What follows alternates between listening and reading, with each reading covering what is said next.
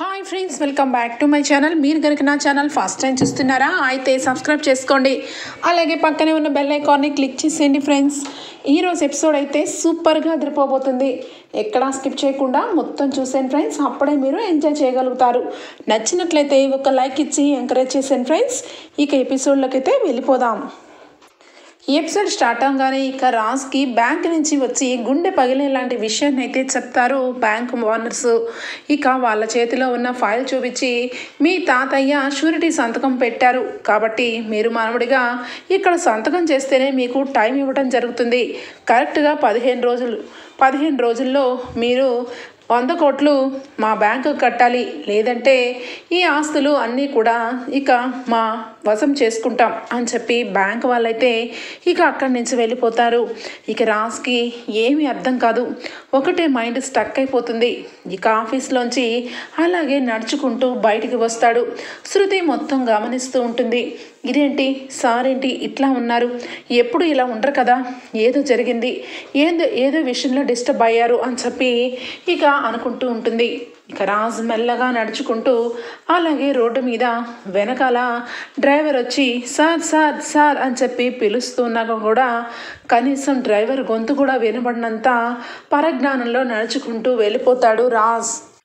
ఇక ఇక్కడికి వచ్చేస్తే కావ్యని ఇక రుద్రని దానలక్ష్మి ఇద్దరు కూడా డబ్బు ఇమ్మని, ఒకరు 2 లక్షలు ఒకరు 3 లక్షలు ఇమ్మని మరి ఇక అడగడం జరుగుతుంది. కావ్య సరే కదా, ఎంతైనా ఈ ఆస్తి మొత్తం కూడా ఇక వీళ్ళదే, నా పేరు మీద తాతయ్య గారు రాశారు, దాని గురించి నేను ఇక వీళ్ళకి ఇచ్చిన డబ్బుని లెక్క చెప్పాలి, అంతవరకే అని చెప్పి మొత్తానికి కావ్య వాళ్ళకి డబ్బు ఇచ్చేస్తుంది. కానీ ఇక ఇక్కడ చూస్తే రుద్రాని ఈ డబ్బుతో ఆగదు, ఇంకా డబ్బు కావాలని ప్రతిరోజు ఈ కావ్యని ఇలాగే అడుగుతూ ఉంటాను. ఎప్పుడైనా ఏదన్నా ఎదురు సమాధానం చెప్తే అప్పుడు దానలక్ష్మిని ఉసుగొలుపుతాను, ఈ విధంగా దొరికినంత దోచుకుంటూ పోవాలి అని చెప్పి రుద్రాని ఇక పన్నాగం వేస్తుంది. ఇక రాజ్ ఒక్కసారిగా డ్రైవర్ గొంతు విని అలానే నుంచుగానే, ఏంటి సార్, కారు తీస్తే లోపలే మీరు నడుచుకుంటూ బయటకు వచ్చేసారు, మీ వెనకాలే ఇందాక నుంచి అరుస్తూ వస్తున్నాను సార్, మీరు కారులోకి రండి అనగానే ఇక రాజ్ వెంటనే కారులో కూర్చుంటాడు. సార్ ఎక్కడికి వెళ్ళాలి, ఇంటికైనా అనగానే ఇంటికి కాదు అని చెప్పి ఇక అడ్రస్ చెప్తాడు. జగదీష్ రావు ఇక సీతారామయ్య ఫ్రెండ్ వాళ్ళ ఇంటికి ఇక రాజ్ అయితే వెళ్తాడు. గేటు దగ్గర ఇక అక్కడే ఒక వాచ్మెన్ చూసి లోపల ఉన్నారా అని చెప్పి అడుగుతాడు. జగదీష్ అంకుల్ వాళ్ళ కొడుకు ఇక లోపల ఉన్నా కూడా కావాలని అబద్ధం చెప్పించి, ఎవరు లేదు సార్, ఫారెన్ వెళ్ళిపోయారు అని చెప్పి అబద్ధం చెప్తాడు అక్కడ ఉన్న వాచ్మెన్. ఇక రాజ్ అయితే ఏంటి అసలు మొత్తం తలక్రిందులైపోయింది, తాతయ్య కోమాలో ఉండడం ఏంటి, ఆస్తి మొత్తం జప్తు చేసుకుంటామని బ్యాంకు వాళ్ళు రావడం ఏంటి, అసలు ఏం జరుగుతుంది అని చెప్పి రాజ్ చాలా కన్ఫ్యూజ్ అయిపోతాడు. ఇక లోపలే ఇక ఆ ఇంటికి సంబంధించిన వారసుడు లోపల ఉండి కూడా అబద్ధం చెప్పిస్తాడు.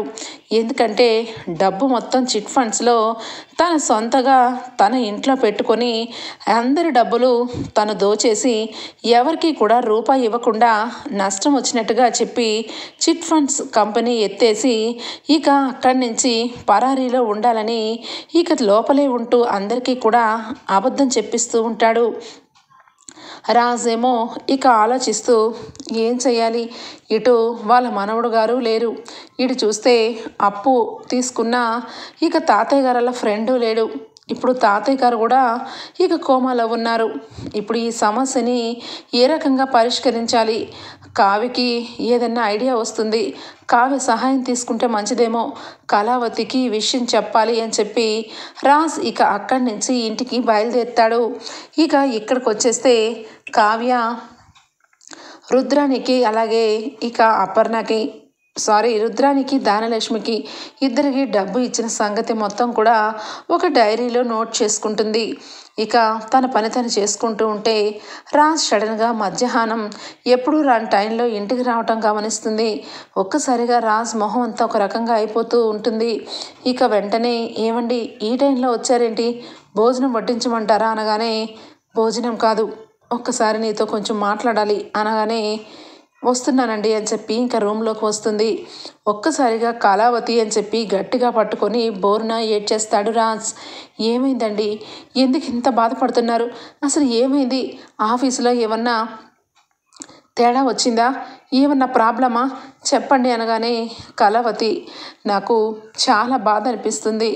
అసలు నిజానికి మనం ఏ పాపం చేసామో ఏమో, ఇప్పటి వరకు ఇంట్లో మనశ్శాంతి లేదనుకుంటే అంతకంటే పెద్ద పిడుగు నెత్తి మీద పడింది అని చెప్పి జరిగిన విషయాన్ని రాజు అయితే చెప్తాడు.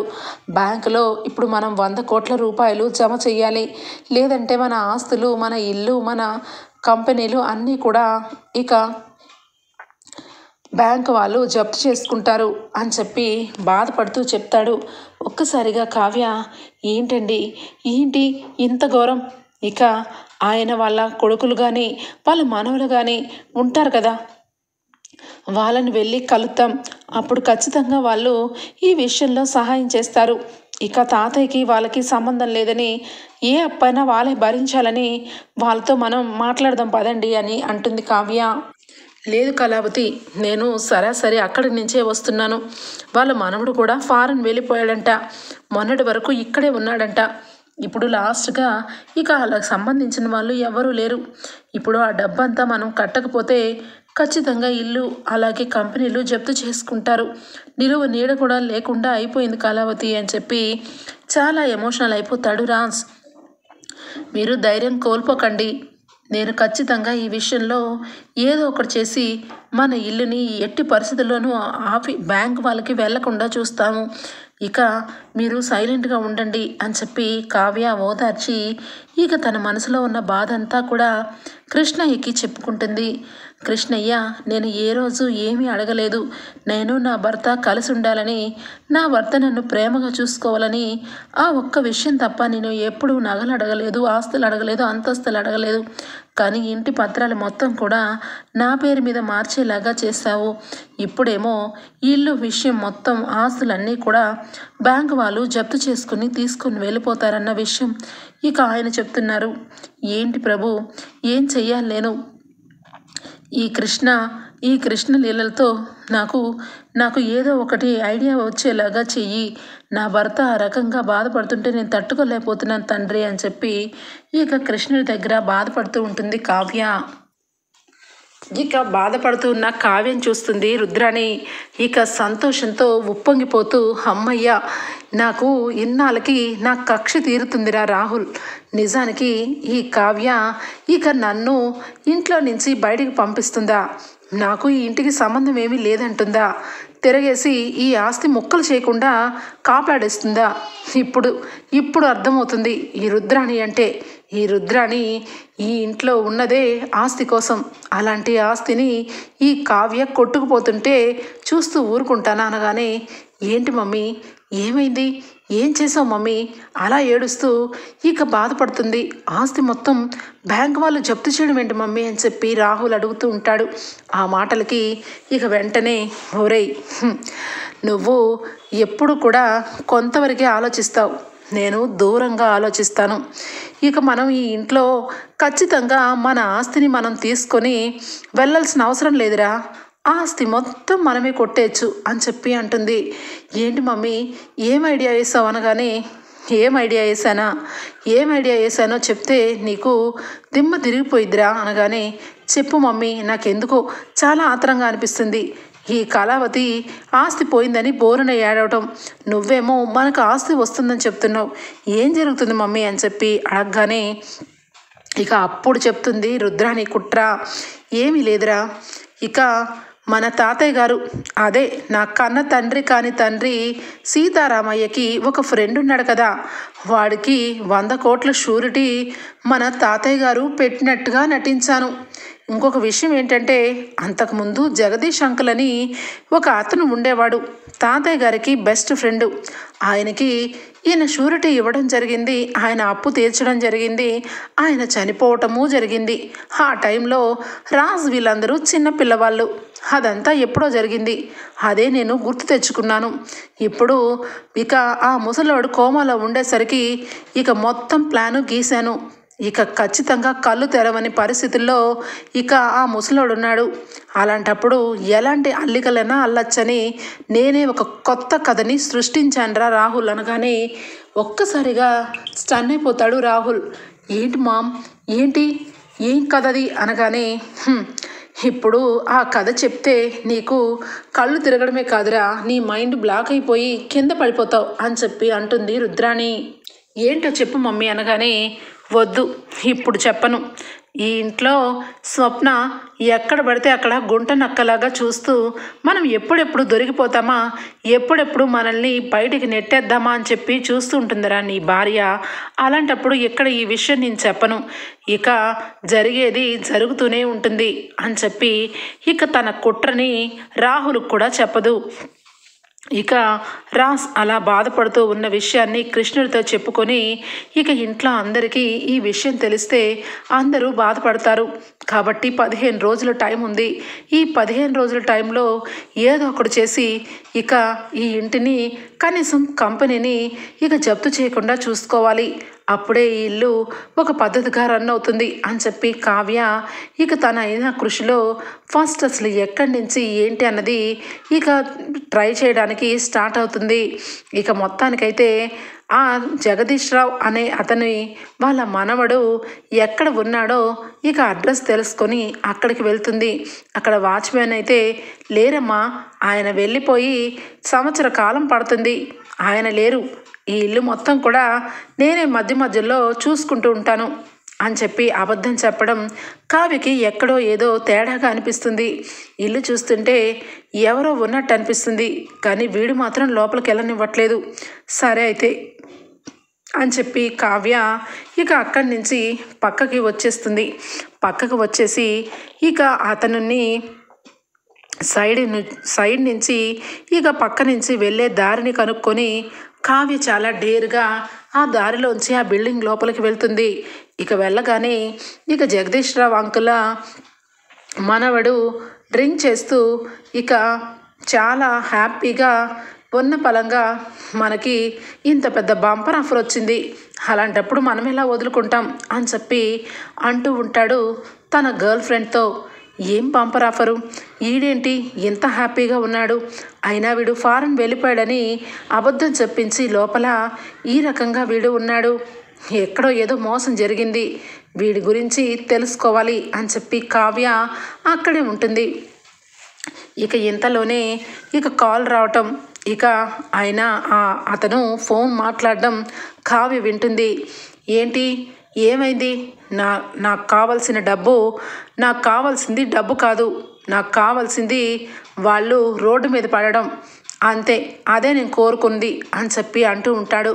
అవతల నుంచి లేదు, రోడ్డు మీద పడడం కాదు, రేపటి రోజుకి రోడ్డు మీదకి వచ్చేసి కుటుంబం అంతా ఇక అల్లకల్లోలం అయిపోతుంది అని చెప్పి చెప్పడం విని హ్యాపీ న్యూస్, గుడ్ న్యూస్, ఈ మాట కోసమే నేను ఎదురు చూస్తున్నాను. ఇక ఖచ్చితంగా రోడ్డు మీద పడుతుంది కదా ఆ ఫ్యామిలీ, నన్ను ఎంత టార్చర్ పెట్టింది ఆ ఫ్యామిలీ, నాకంటే ఎదిగిపోయి ఇక నాకంటే చిన్నాడైన రాజ్ అంత అందలానికి ఎక్కిపోయి ఇక నన్ను సామంతిని ఇద్దరిని దెబ్బ కొట్టాడు. ఈ ఇద్దరిని అన్నదమ్ములని అనుకోలేదు ఆ పిచ్చి వాళ్ళు. సామంత్ నేను ఇద్దరం ఒక ఇంటి మనవళ్ళమే, అలాంటి మా ఇద్దరి కంపెనీలు మూత పడిపోయేలాగా చేసిన ఆ రాజ్ ఏ రోజు మనశ్శాంతిగా ఉండకూడదు. వాడు ఈ మొత్తం కంపెనీ ఇల్లు మొత్తం కూడా అకౌంట్ నుంచి జమ చేసుకొని వాళ్ళందరూ కూడా ఈ ఆస్తుల్ని తీసుకొని వెళ్ళిపోతే ఇక అంతకంటే ఇక నాకేం కావసరం లేదు అని చెప్పి ఇక సంతోషపడుతూ ఉంటాడు. కావ్య ఒక్కసారిగా షాక్ తింటుంది.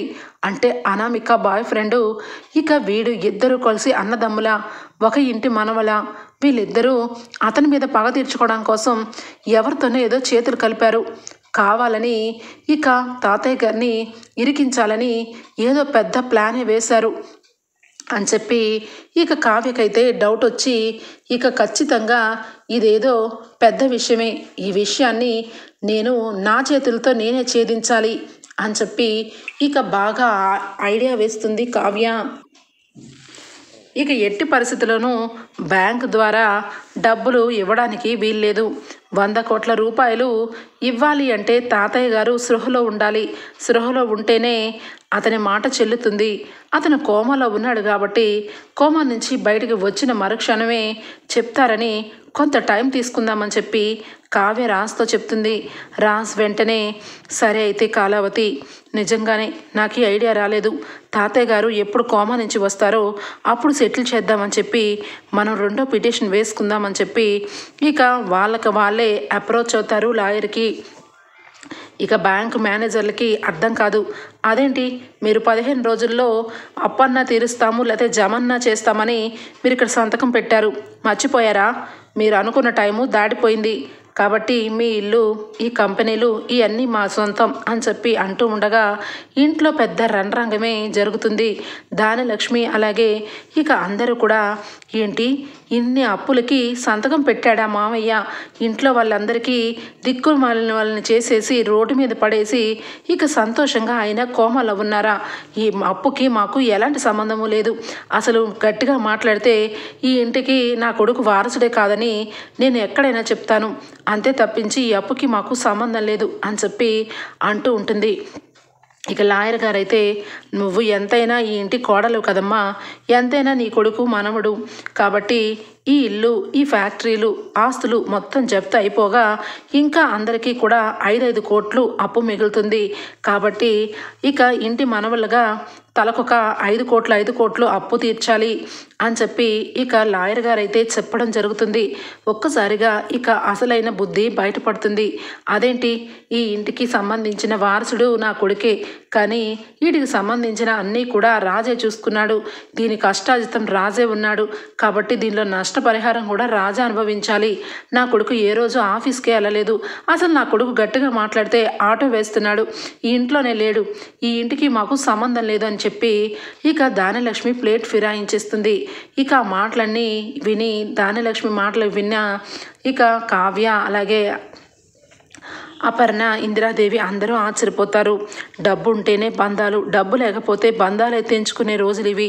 ఈ ఇంటిలో సంబంధించిన ప్రతి ఒక్క రూపాయి రాజ్ కష్టమని కనీసం ఇప్పుడైనా ఒప్పుకున్నావు అని చెప్పి ఇక ఇందిరాదేవి అలాగే అపర్ణ దానిలక్ష్మికి అనగానే అవునక్క, ఇన్నాళ్ళకి నిజం చెప్తున్నాను, నా కొడుకుకి సమాన వాటా ఉందని చెప్పి బుద్ధి గడ్డి తిని అన్నాను.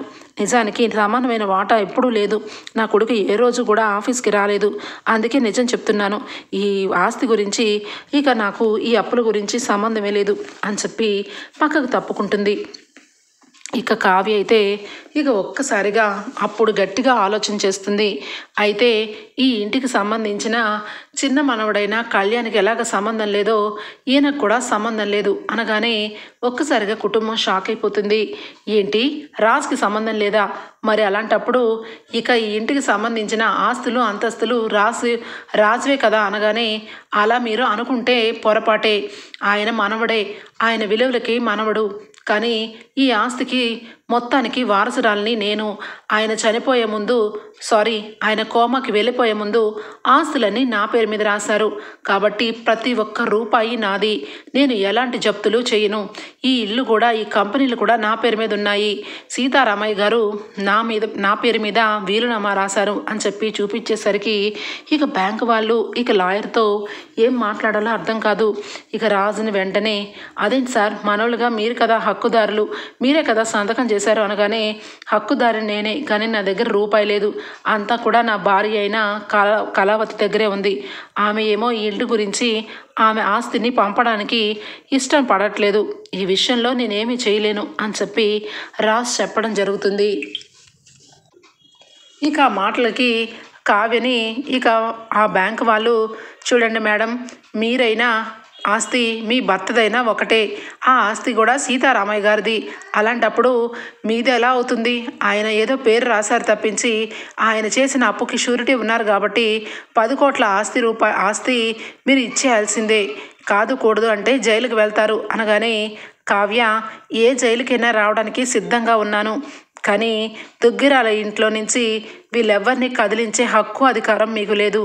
ఏదైనా అనుభవించాలన్నా ఏదైనా చెయ్యాలన్నా అసలు ఆయన కోమా నుంచి బయటికి వచ్చే వరకు టైం ఇవ్వండి, లేదంటే ఈ విషయంలో నేనేమి చేయలేను.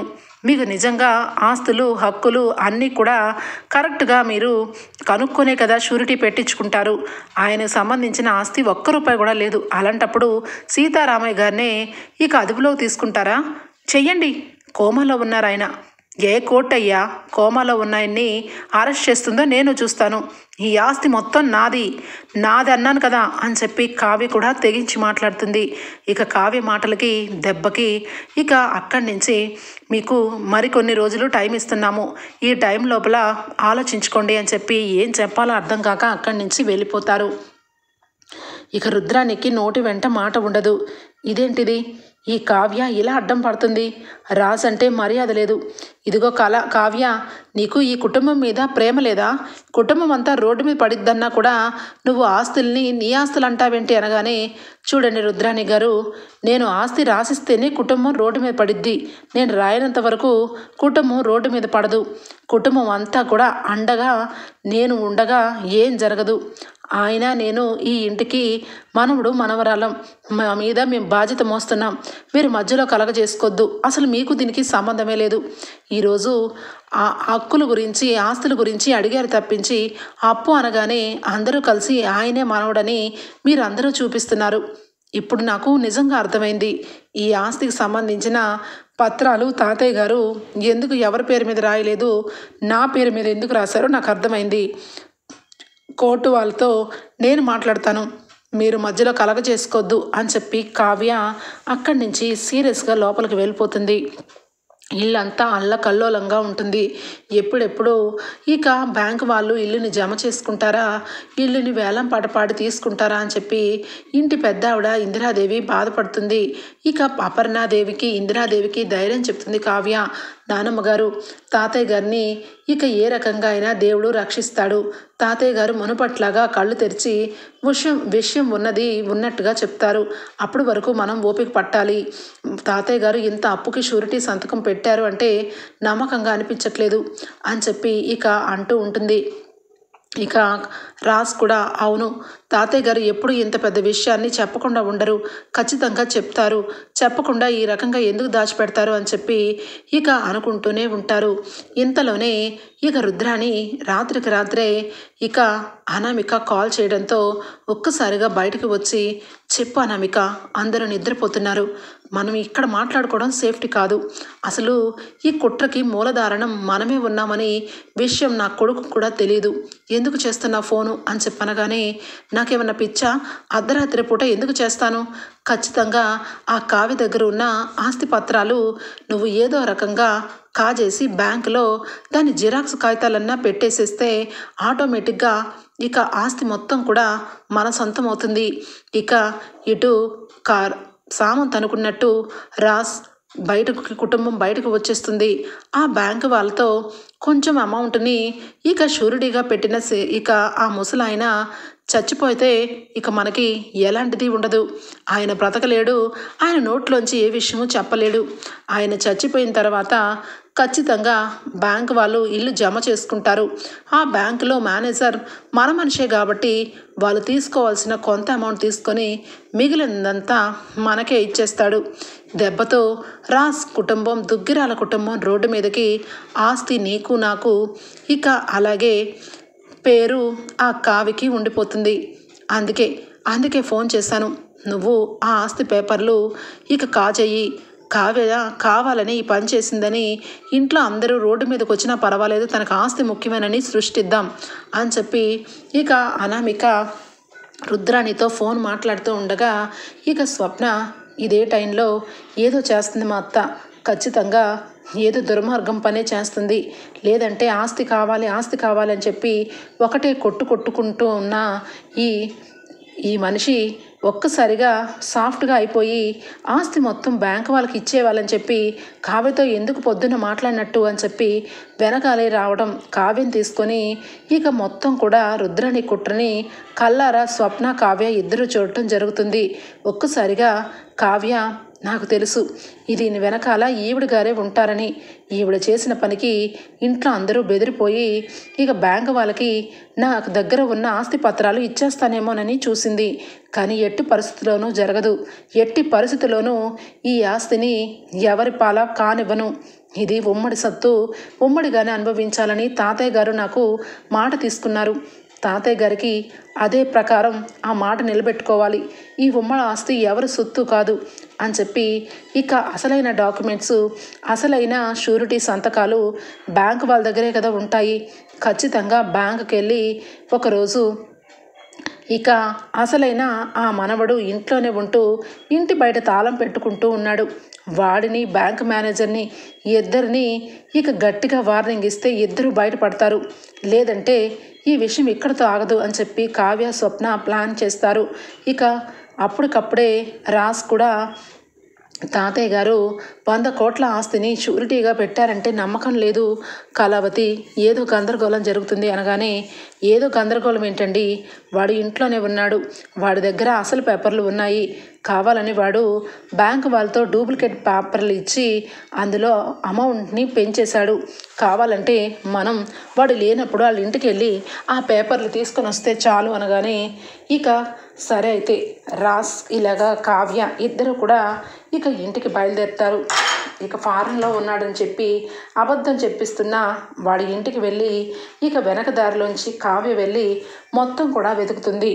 అసలైన డాక్యుమెంట్స్ బయటపడతాయి. సీతారామయ్య గారు ఇక ఓన్లీ ఒక 10 కోట్ల రూపాయలకి షూరిటీ సంతకం పెట్టాడు.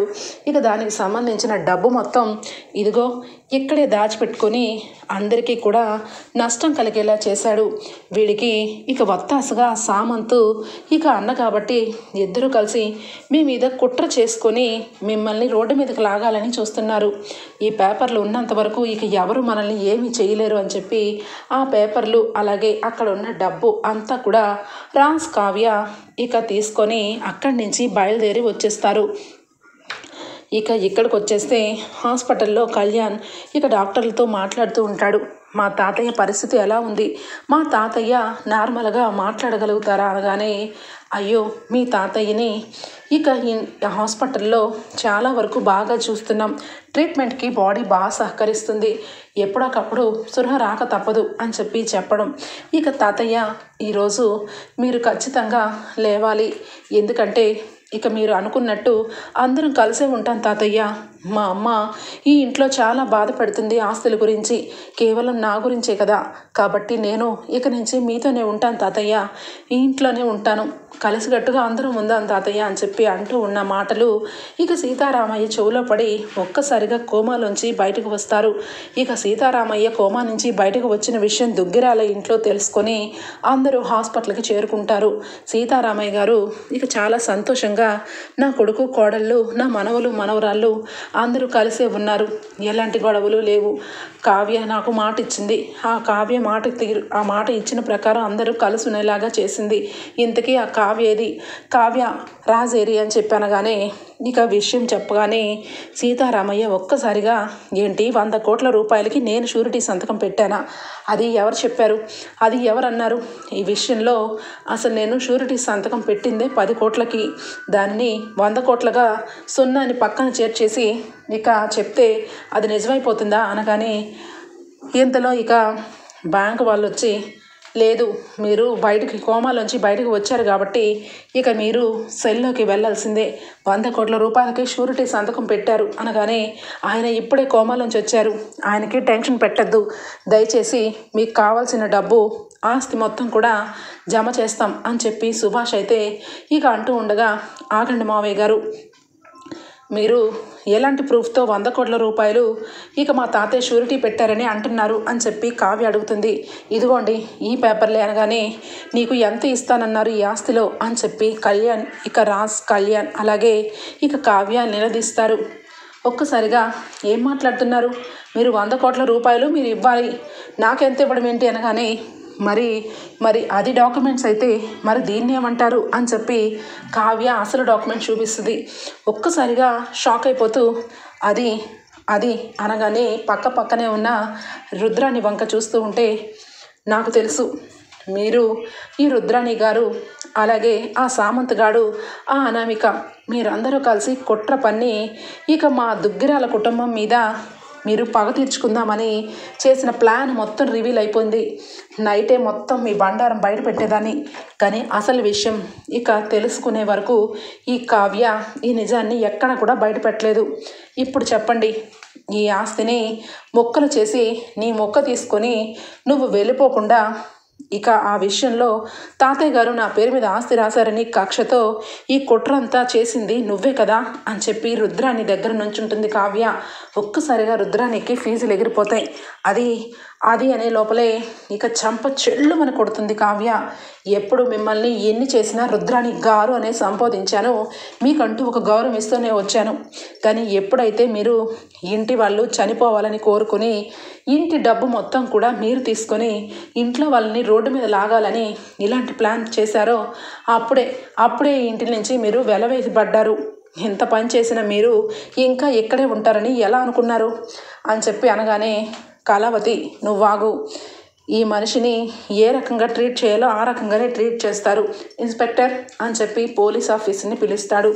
ఒక్కసారిగా పోలీస్ వచ్చి లేని డాక్యుమెంట్స్ని ఉన్న డాక్యుమెంట్స్లా సృష్టించి మీ ఇష్టం వచ్చినంత ఆస్తిని ఈ ఇంట్లోనే ఉంటూ కొట్టేయాలని చూసినా మిమ్మల్ని అరెస్ట్ చేస్తున్నాము అని చెప్పి ఇక రుద్రాణిని అరెస్ట్ చేసి ఇక సెల్లో పెడతారు పోలీస్. అయితే మొత్తానికి దుగ్గిరాల కుటుంబానికి సంబంధించిన ఆస్తి మొత్తం కూడా ఇక ఎవరు కూడా ఏమీ చేయలేరు. ఇక ఆస్తులు వచ్చినప్పుడు ఒక రకంగా, అప్పులు వచ్చినప్పుడు ఒక రకంగా మాట్లాడిన దానిలక్ష్మి చాలా సిగ్గుతో పశ్చాత్తాపడుతుంది.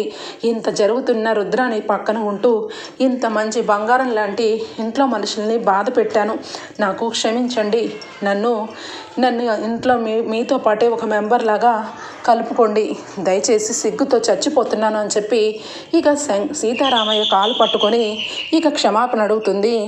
మొత్తానికైతే ఇక దానలక్ష్మి. ఓకే ఫ్రెండ్స్, రాబోయే ఎపిసోడ్స్లో ఈ విధంగానే జరగబోతుంది.